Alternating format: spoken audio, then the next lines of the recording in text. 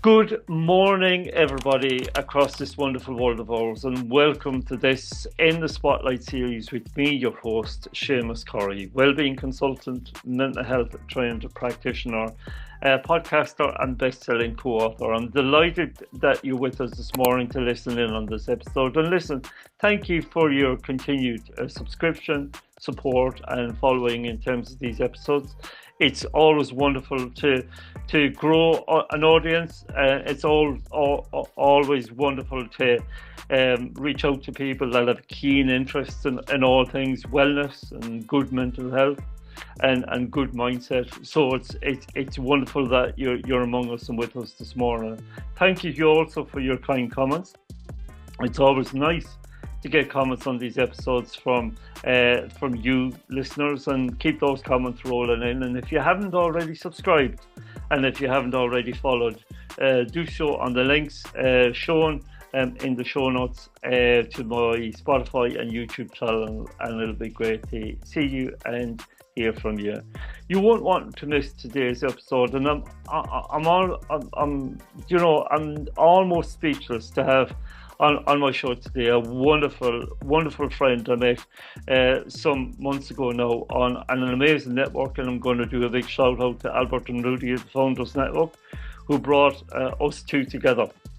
This guy's story is absolutely amazing, powerful. He's a wonderful human being. He's a founder. He's a coach.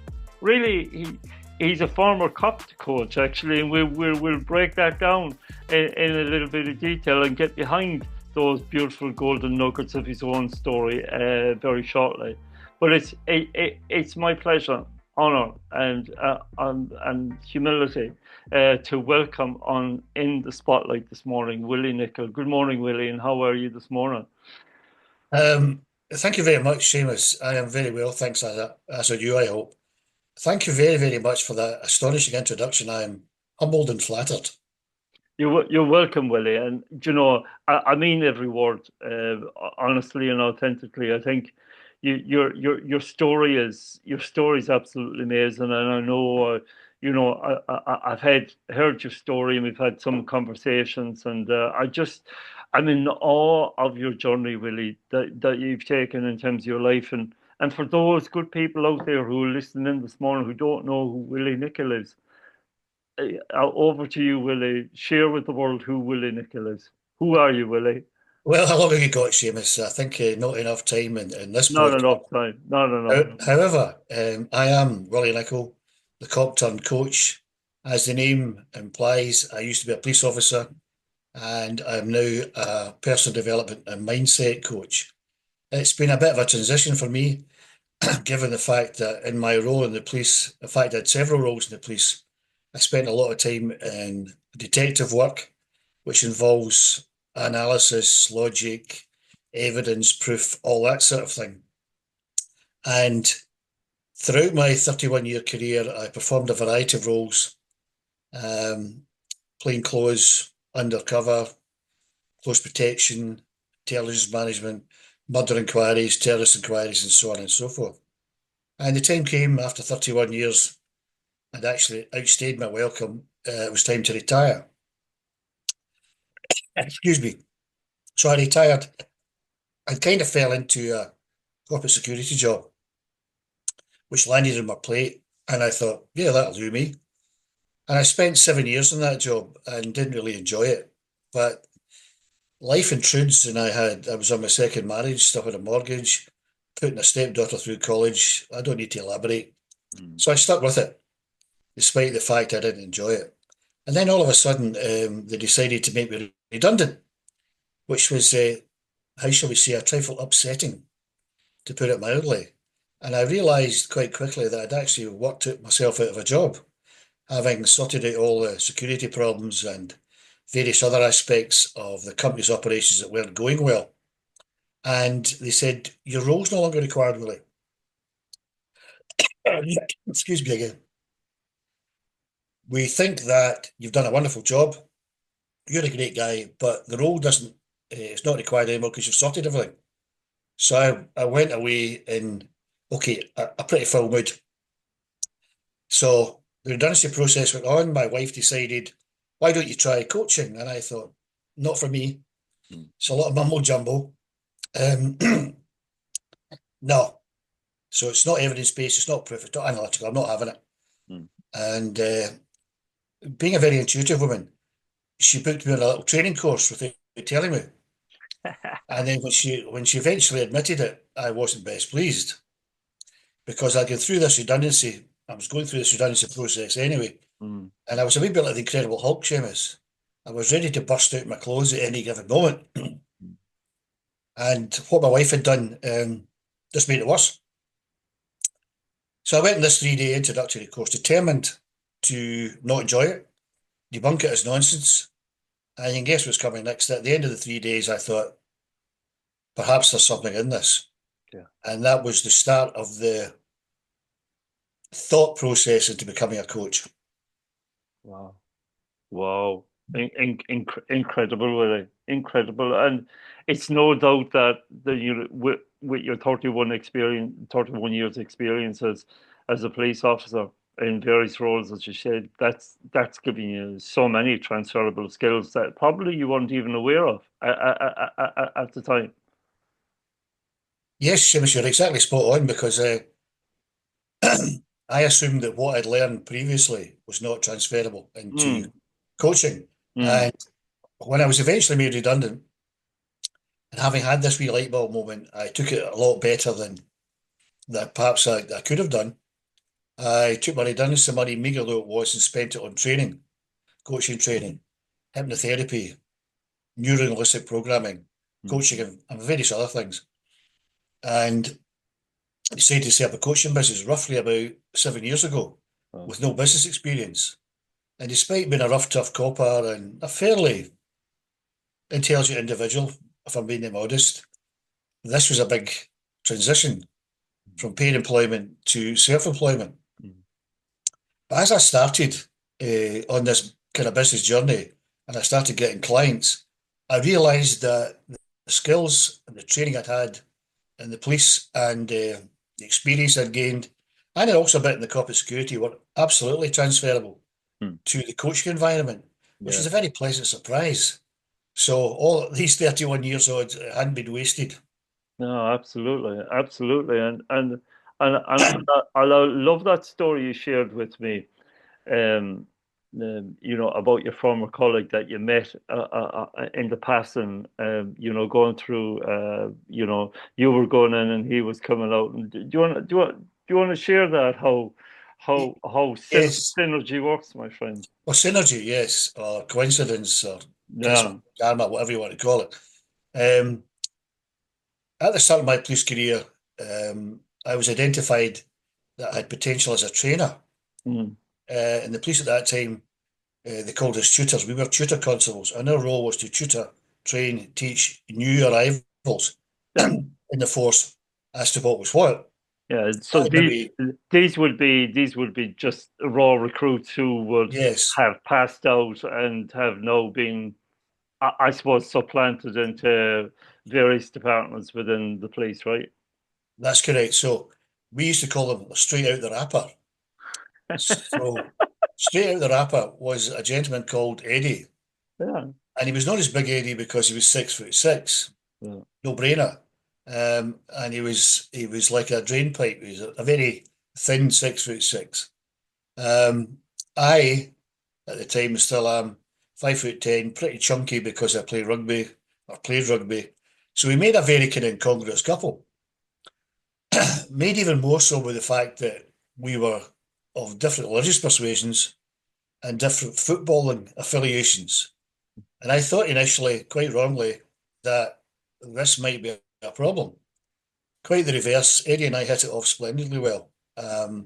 We had a kind of similar sense of humour, outlook in life, and we got on great. So Eddie and I did our stuff and eventually parted ways as happens. yeah. Many years later, in fact, 7 years ago, I guess, as I'm starting my business, I'm walking into a Telta networking event, and Eddie's walking out from a business event or a business meeting. And I thought, I haven't seen this man in 25 years. Good grief. He was considerably bigger than he was before. Not, he was still as tall, but a bit chunkier. So we hailed each other. Eddie, how are you? Willie, great, super. And he says, look, we need to catch up. I'm in a bit of a rush, so am I. And he says, what are you doing now in retirement? So I said, I've just set up a coaching business, at which he burst out laughing. And you can imagine my reaction, which I won't repeat to your viewers here. Um, what do you mean, Eddie? He said, Willie, you coached me and I saw you coaching other people. You just didn't know you were doing it. Wow, And I had to pause, Seamus, and think, wow, well, number one, that's a very nice backhanded compliment. And number two, looking back, yeah, I did. I did coach people, although I didn't think of it that way. I didn't term it that way. And I didn't realize I was doing it. So that was an insight from Big Eddie, which vindicated my decision to become a coach in order to help people. wow, wow. What I find incredible, Willie, is that, and I've found it particularly in my own life as well, and you'll be aware of some of my own story that, again, I won't elaborate too much on, but, we take with us the experiences of our life, which go into the mix of creating, uh, I suppose, so we're sometimes faced with experiences and challenges, right? And you were faced with that experience and challenge 7 years ago when you were made redundant. And at the time, that's a very painful process. But equally, it was the birth of something really, really beautiful and really powerful and really special. And then I suppose you did your experiences and your past experiences and your life experiences prepare you for that, or was it a complete shock, really, to your system? But the redundancy, excuse me, the redundancy dragon, when it raised its head, I was quite upset. Yeah. I'd never been redundant in my life since I started working part time. I was 16 or something like that, university, police, etc., etc. Mm, So redundant, it's a very negative word, that it redundant. is. It is. Yeah. You're no longer required. Yeah. You're of no further use. You are redundant. So that's quite a kind of mindset blow, if you like, right? Mm, So once mm, you go over that, my default reaction was to become very angry. mm, It's the Incredible Hulk mm. allegory, if you like, from my lovely wife. Um, but it's that redundancy was probably one of the best things that's ever happened to me in my life Isn't that incredible? Yeah. because I was forced into reassessing and thinking of a new way forward. Mm, And had it not been for my wife, I wouldn't be sitting here talking to you as a coach. amazing. And I could go on and praise her to the high heavens, although we still fall out occasionally, of course, but that's life. That's like. Um, I have found that all your life experiences, good and bad, have some sort of lesson in them. Mm, There's a learning point. Very simplistically, if you have a bad experience, you learn not to repeat it. Although we still do, yeah. right? We still do. If you have good experience, you can think, why was that good? And what could I do to make that happen again? But all these little experiences build up a store of knowledge inside you, which I believe help prepare you for future challenges Yeah. or bumps in the road. Yeah. And one thing I think everyone has to remember is that, think to yourself, I got over that. I got on the other side of that. Mm, And if I can do that once, I can do it again. yeah. So when you're faced with a challenge, I will never do that. I think, well, actually, I've done some challenging things in the past and I got over them, I got through them. Yes, I can do it. And it's a mindset thing. Yeah. Yeah. Does it start with the mindset, Willie? Does it But, start with the mindset? well, 10 years ago, Seamus, I would have been unable to answer your question Yeah. because I never really paid it much attention. Mm, Apart from the old phrases like, you can do anything you want if you set your mind to it, right? mm. Yeah. Yeah. If you have a mind to do it, or if you're in the right mindset, Mm, right? And I've done little talks about mindset and what it means. It's just two small words. It's quite difficult to articulate. What is your mind? Is it your brain? Is it your consciousness? Is it your intuition? What is it? Mm. Right? The set is, well, you can talk about a set jelly or a set stamps or a set in the tennis, Mm. right? So you try to put these two together, it's quite difficult. Yeah. I would describe it as your mindset is the way you think. Mm. Right? There's an old saying that your thinking creates your reality. Yeah. So your mindset, the way you think, plays into the way you behave and act. And the way you behave and act will determine what happens to you in life. Yeah. So it all starts with thinking. So very simplistically, if you think negatively, probably negative things will happen. Yeah. If you think positively, the reverse will happen. Mm. So how do we get that positive mindset? Not a phrase I'm particularly fond of. It starts with your thinking. Mm. And people say, well, my thinking's my thinking. Yes, it is. Your thinking can have been conditioned by your upbringing or your environment or your place of work or your colleagues or your friends. But what we have to remember is you have the ability, should you choose to exert it, and I use the word choice Mm. advisedly, should you Mm. choose to do so, to think in a way that is beneficial to yourself. Okay. So if I could use a little analogy, and I may have described this to you before, and it bears with my redundancy. When I went to that coaching training course, the trainer said, well, what's your mind? And everybody looked blankly at him, including myself. And he said, well, I'm going to give you a little metaphor for your mind. Your mind is like the surface of a pond. And we all nodded, okay, then fair enough, we'll go with this, right? And your mind is like the surface of a pond. Your mind and thinking is like the surface of a pond. When life's going well, the surface of the pond is nice and flat and calm. Everything's cushy. Everything's going well. But life has a habit of throwing a rock into your pond. In my case, it was redundancy. Mm. So big rock goes into your pond, it becomes choppy. So your mind and your thinking becomes unsettled.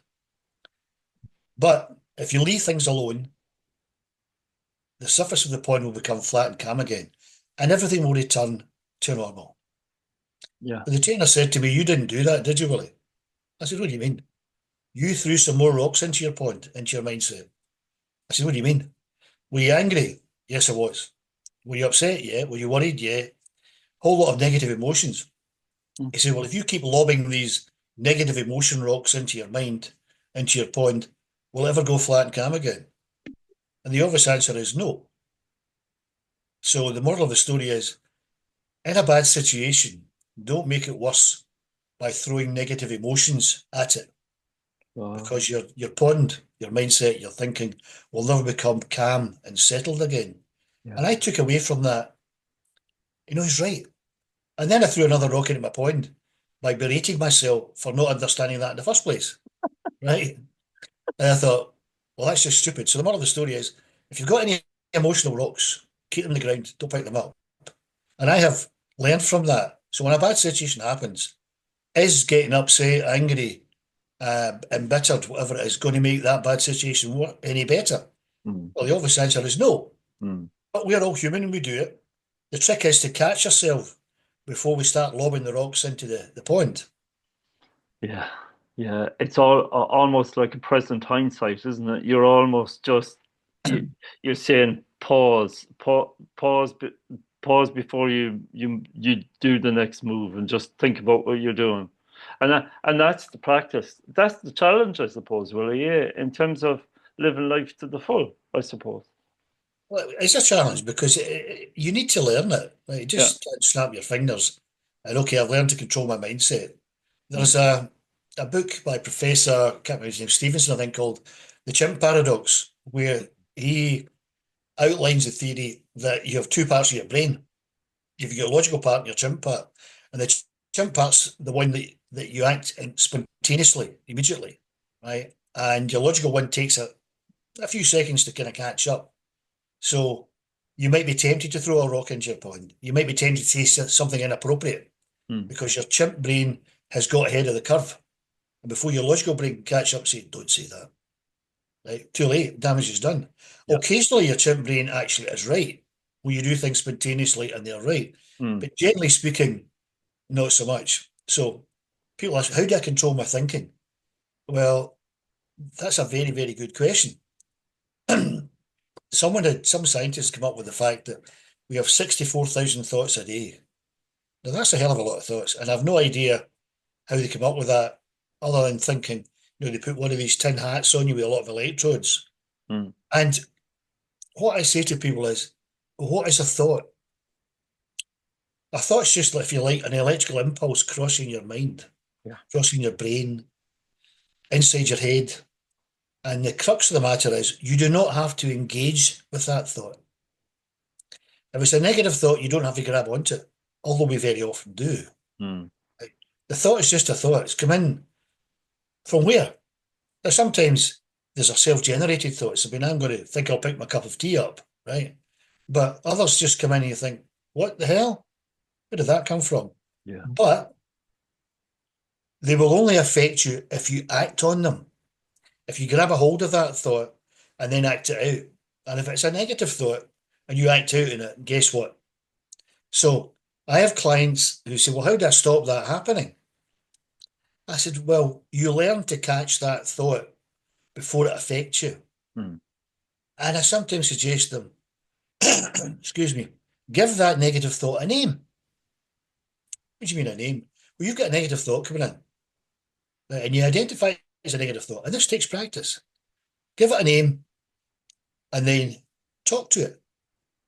I'm not going to engage with you today. You're a negative thought. I don't have time for this bullshit. Right, move on.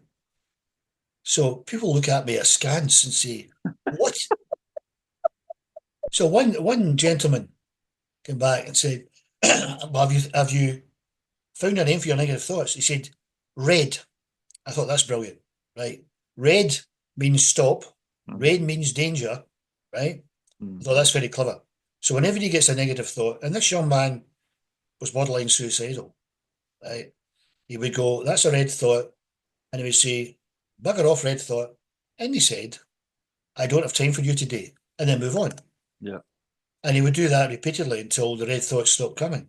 Yeah. Another gentleman called his negative thoughts a name I can't possibly repeat. But the the feeling was the same, right? Go away, you nasty thought. Mm. An unrepeatable name. And people think, you're off your head, Willie. I said, well, just try it and see what happens. They come back and say, yeah, I've got that. I've got that. And it's down to the mindset thing. I'm not going to engage with all this negativity, Yeah. whether it's inside your head or externally, right? Look at what's happening in the world, Seamus. Yeah. If we were to focus on that, we'd end up in a paddy cell We would. without being facetious, right? We Or would.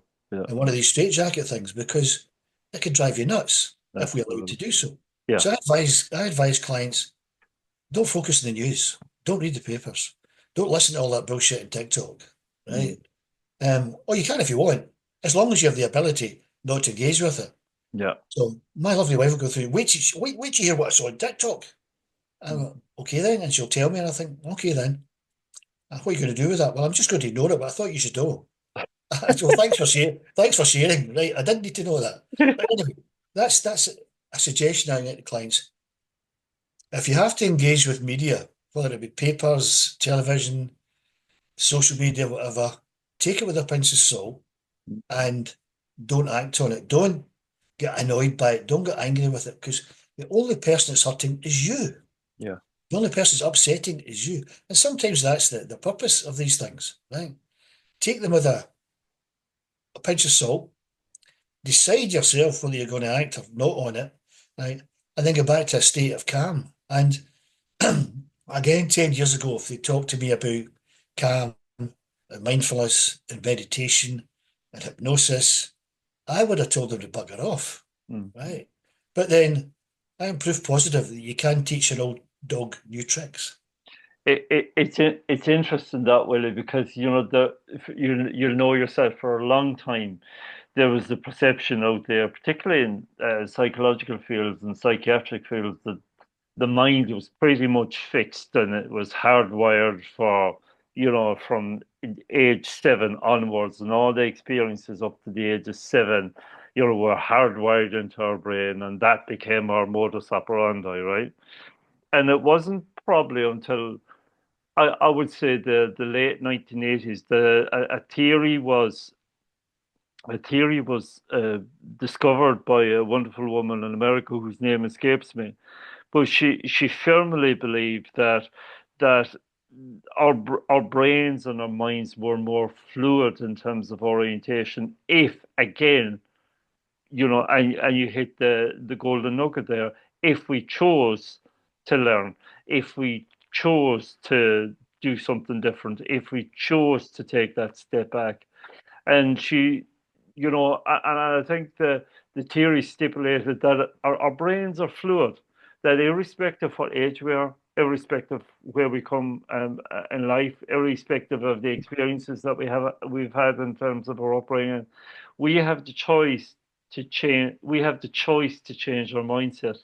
And certainly from the little bit of research that I've done, I'm a big believer in the whole um, genetic neural plasticity of the brain, where we can, if we want to, again through choice, fire off neurons in a different direction to create different experiences, right? Absolutely. I mean, the there is the phrase fixed mindset, right? And you're quite right. Some people do have a fixed mindset.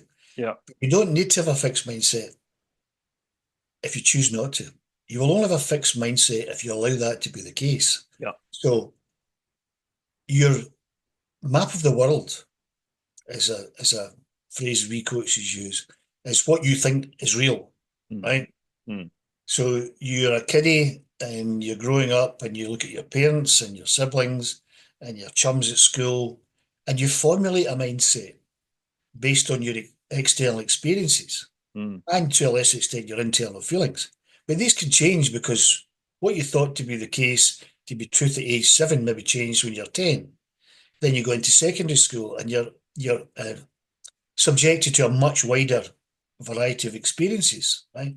And you change. I mean, it's like you change your mind.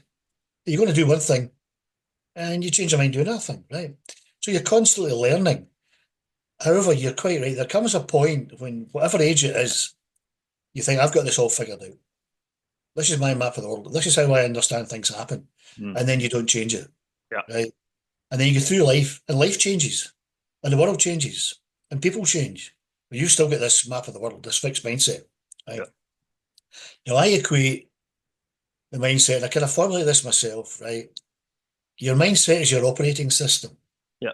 It's what makes you you. So you have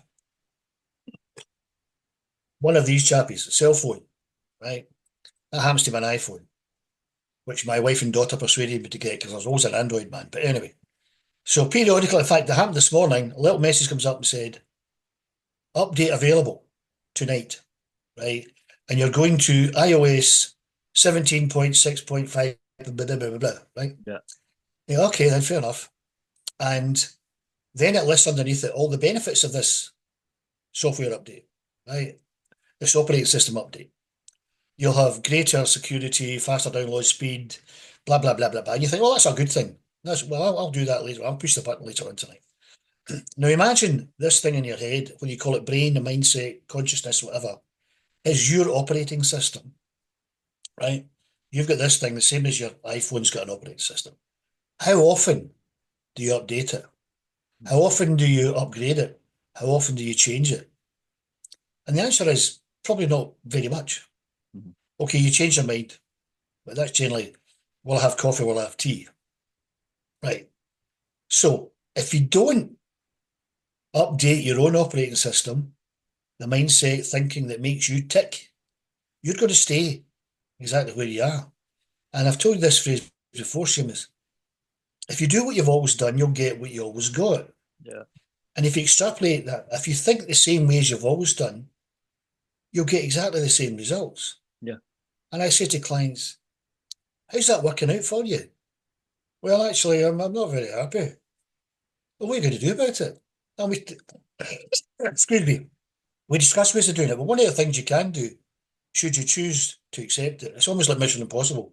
Your mission is, should you choose to accept it, Mr. Yeah. Hunt, to change your mindset, to change the way you think. You go, how'd you do that? Well, you learn to do it. You learn to update this thing in here Mm. by any means you think appropriate. You can go back to university, you can read books, you can watch videos, you can do whatever you like, right? But open up new horizons, look at new ways of thinking.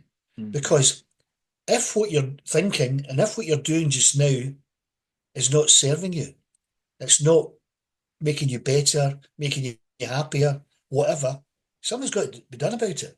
Right? If what you're doing just now is not working, look at ways of, well, what can I do to make this work? Or what can I do to make this work better? Yeah. The converse is also true. This is not really going well. Why is it not going well? Do I need to be doing it? If not, bin it. That's it, bin it. Right? Think of an alternative way which is going to serve you better. If things aren't going well, think, well, I'll keep doing this. Or could I even improve upon it? Right? So it's the awareness, and I'm big on awareness, right? Yeah. Particularly self-awareness. It's the Mm. awareness that things aren't going well or things could be improved, and identifying what that is, and then going and do something about it. If you do it on your own steam and nothing's really much happening, then you need help. And that's where I come in. I have a young male client this afternoon who has lost his mojo. And I use the word advisedly because it was one of the first things I said to one of my first clients. The guy had lost his mojo. He'd lost his motivation. He'd lost his confidence. He'd lost his joy, if you like, right? Now, this young man, 23 years of age, who I'll talk to again this afternoon, he says, I've kind of lost my energy, my motivation, and my confidence, and my work's suffering a bit. Number one. Because of that, I'm getting a bit anxious. I'm having anxious thoughts. And I'll maybe ask him to pick a name for these anxious thoughts. And because I'm having anxious thoughts, I can't sleep at night. And I'm waking up tired in the morning. Then I go to work and I'm tired and I've lost my motivation and blah, blah, blah. Big circle, right? Which has to be broken. Yeah. And we're working on that. Right? So it's generally not just one thing that's holding you back. It could be a number of things, but you will almost inevitably find that they're interconnected in some way. Right? That thing causes that thing, causes that thing, causes that thing, and we're back to that thing. Mm. Right? So the thinking, this young man's thinking, is causing him to feel all these things. So he and I will discuss ways of changing that because his operating systems need a wee bit of an update. And I don't think I've told him that yet, but he'll be getting told that this afternoon. And he'll probably go, what? So if I put it like that, hopefully you understand it, right? And I understand it. Hopefully your listeners will understand it, your viewers will understand it, and this young man will understand it. Because nothing changes if nothing changes, right? If we don't change what we're doing, nothing will change. And I learned that the hard way, right? I had to change from being a fairly senior security manager to being unemployed, Mm. right? Which is a huge blow to my ego. Mm. And yeah, I had to worry about, money and pensions and finance and all this sort of stuff and so on and so forth. But as I said, that was a good thing that happened to me. I was forced into making a change. I didn't think of this myself, but once the change was forced upon me, I then had to make other changes. But the catalyst was the redundancy, Yeah. which, as I say, obliged me to change in many other respects to get to where I am today. Absolutely. And it was that redundancy that lit your fire initially in anger, but somehow you managed, Willie, to turn that anger into passion and into belief and into purpose and into mission and into a life that you've now created for yourself that's wonderful, that's successful, that's completely controlled by you, and controlled in the best way because you make choices in terms of who you support and who you don't, who you work with and who you don't, and as founders, right, we have a certain control of our own bridge. I say to myself quite a lot now, I've been working so long for myself now that I couldn't envisage in my life ever working for another employer again because I'm set in that mode of behavior, right? Where we learn to make our own decisions, don't we, Willie? Very much so. It's when I do a bit of career coaching for retiring police officers. Mm. So the police service runs retirement sessions for soon to retire officers to say, here are options for pensions, finance, Yeah. business, etc. And I talk about future employment. And a lot of them want future employment, they just don't know what it is yet. Yeah. So I go through a series of points. But the thing I always end with, Seamus, is find something that you're going to enjoy. Find something that fills you up. Find something, the old job satisfaction thing, it's more than that. Something where you wake up in the morning and think, I'm going to go to work today. It's going to be a good day Yeah. because I'll be able to do X, Y, and Z, help people, make this, make that, whatever, right? Do not go into another job where you're counting the hours Mm. to retirement. For example, I met a police officer that I used to work with. I was his supervisor. I met him outside the supermarket on Sunday, I think. I said, okay, Ian, how long have you got now? 22 pays, Willie. Right, just under 2 years. Some will come up and say, well, it's 2 years, 4 months, 3 days, and a couple of hours. Right? Because they become fed up with the job. Now that's just apply to policing, right? Yeah. But if you're in a job where you're counting the hours till you can get out, retire or whatever, Mm. you're in the wrong job. Mm. Now I know that it's not easy to snap your fingers and get another job or move elsewhere or whatever. But my late father, who died relatively young, had a great saying, and it's not his saying, is he used to say to me, "You're a long time dead, son." Yeah. And I was a young man at the time thinking, really? Right, well, that's a kind of, you know, non sequitur if you like, yeah, obviously. But what he meant was do something or be someone that you're proud of, that you enjoy, that you feel fulfilled by, right? Because what's life all about if you don't get as much out of it as you can? Now, I went through phases where I really didn't enjoy life, generally after some stressful situations, but I kind of got on with it, right, as you do. Now I realise much more clearly how important it is to be fulfilled, to be happy, and to have fun, for God's sake, right? Yeah. Laughter's the best medicine. Absolutely. I did a series of vlogs during lockdown with a friend, and I always finished the little video blog off with, remember, folks, remember to have some fun. I said it like that because during lockdown it wasn't very funny. And I was just trying to remind people there is still opportunities to have fun even during lockdown. Yeah. And I think fun is a very underrated thing, right? Because you go to a comedy show and you laugh your socks off and you feel better. Absolutely. Mm. And the reason are physiological and psychological and all the good chemicals and neurotransmitters and whatnot, endorphins and whatever. Like, so there is science behind it, and I love the science.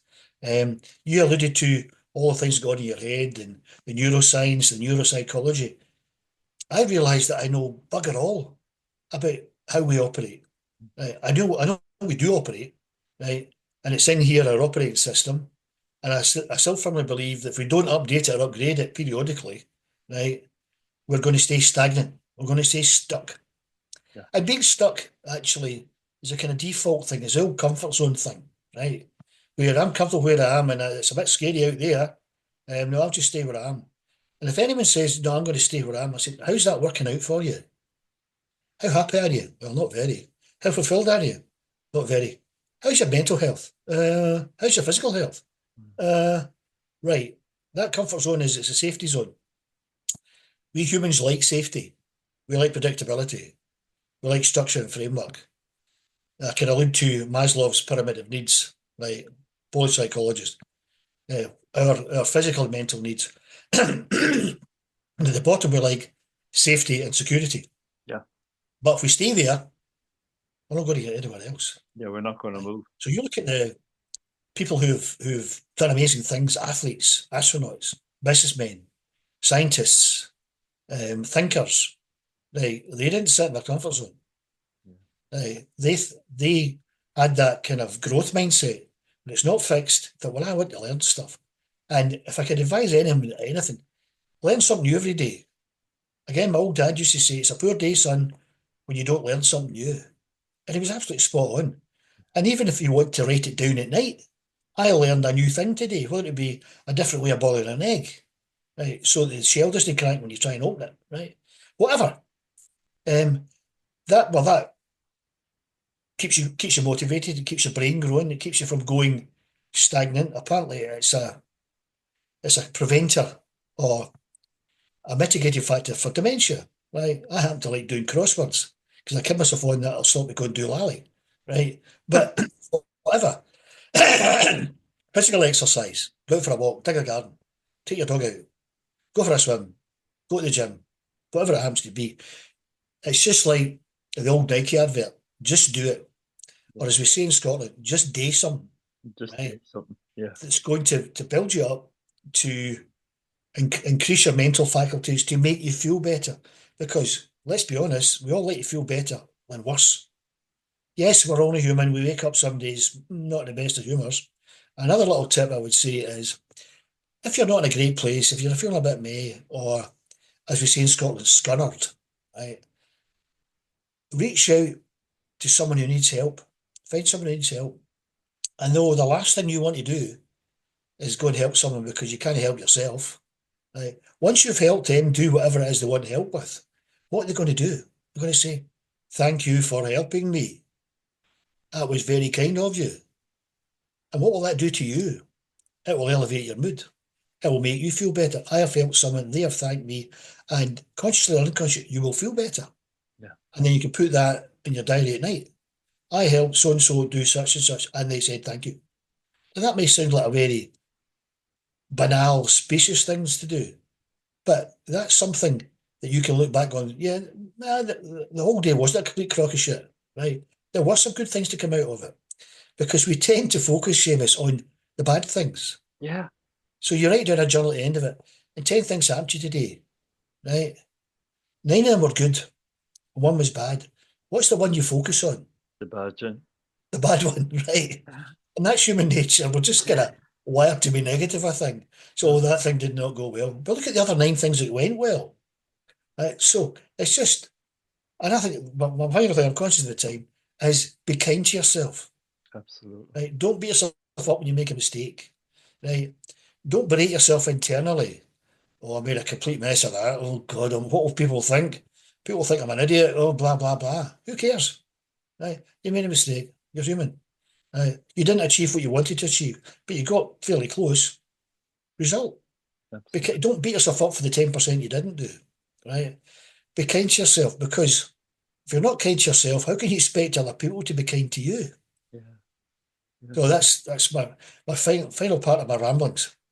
Willie Nicol, I could listen to you all day, mate. You have exponentially increased my mojo today, a million percent just in the last 45 minutes alone, Willie. And if you as listeners are listening to this today, you will be inspired by Willie. You will be enthralled by Willie, and certainly, Willie. One of the things I do know about you is that your golden nuggets of wisdom are so crucial in today's world that I feel like a billionaire in my mind having just listened to you for 45 minutes, Willie. So I really appreciate that. Willie, where can people find you? I know you sent me your links on, but if people want to reach out and contact you directly, where's the best place to get you? The best place is, well, one of the places is my website, which is simplistically willienicolcoaching.com. I'm also on LinkedIn as Willie Nicol Life Coach. I do have a presence on Facebook, although I don't use Facebook very much, nor Instagram, nor TikTok, nor Twitter. So website, LinkedIn's probably the easiest way to find me, and you'll find a lot more about me, what I do, and how I help people. I'm delighted to talk to anyone who wants a wee chat, not cost you anything apart from your time, and hopefully we can have a wee laugh along the way. But if you're struggling, if there's something not going well in your life, don't keep it to yourself. Don't keep it good. If you can't fix it or sort it or get over it yourself, you need help. Because after all, we ask for help every day of our life. Yep. Right? If a car breaks down, we call a mechanic because you can't do it. When you've got a toothache, you go to the dentist. When the heel falls off your shoe, you go to the local cobbler to put the heel back on, right? These are things you can't do for yourself or not do particularly well. And you ask for help, not a problem. But when it comes to your personal stuff, personal things, I like to say. I don't like to use problems and issues. They're personal things, they're personal stuff. Oh, no, no, no, we can't do that. Well, the people who come to me who have realised that actually that's a stupid idea, right? I need some help. I'm going to go and get it. Oh, I found Willie. Right, let's take it from here. Yeah, absolutely, absolutely, and let's do it. If you're listening to this today, I need help, I need support, I need that mindset shift. You know, get talking to Willie, make contact with Willie. You know, and I have no doubt that you know, in Willie's hands, you will grow, you will thrive, you will develop. But it's your choice. It's ultimately your choice. Willie Nicol, it's been a pleasure today, sir. Thank you so much for your time. It's been an honour to have you on in the spotlight. I could talk to you all day, Willie, and probably we would take up oodles of time. But I wish you well, sir, with your work. I wish you well with your mission and vision in terms of your own purpose now that you bring to the world. And, you know, be well, Willie, and look after you and take care of you and be well. And thank you so much for today. You're very welcome. It's been an absolute privilege to be able to talk to your listeners, and I reciprocate. Keep your chin up, be well, because it's your responsibility as well. Absolutely. Thank you, Willie.